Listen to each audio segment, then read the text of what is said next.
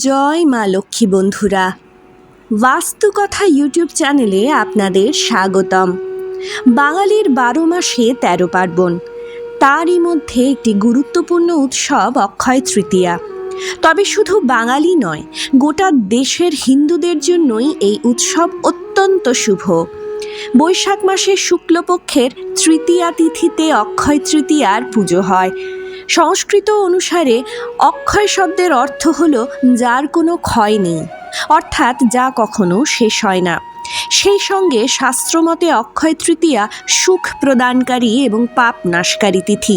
কিন্তু আপনি কি জানেন, প্রথা ও বিশ্বাস অনুযায়ী এই দিনে পুজো করলে আপনার জীবন থেকে সকল প্রকার দুঃখ কষ্টও দূর হয় এবং আপনি আপনার জীবনকে প্রাচুর্যে পরিব্যাপ্ত করতে পারেন। আসুন জেনে নেওয়া যাক এ বছর কখন অক্ষয় তৃতীয়া উদযাপিত হতে চলেছে এবং অক্ষয় তৃতীয়ার দিনে কিভাবে পুজো করা উচিত।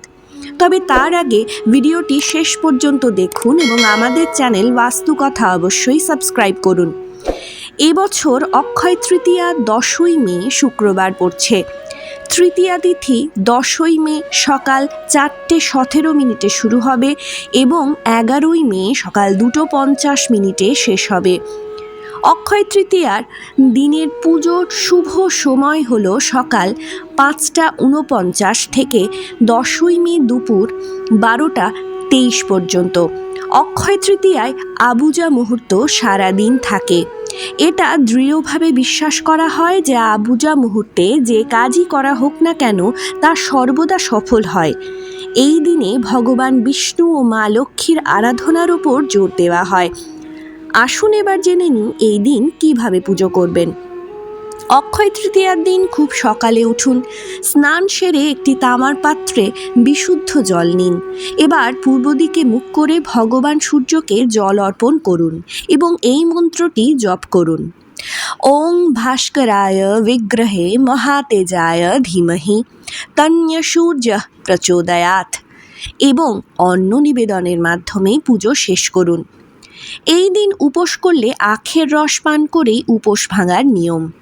এই দিন সাধারণত চাল ও মুগ ডালের খিচুড়ি খাওয়ার রেওয়াজও আছে। কি দান করবেন?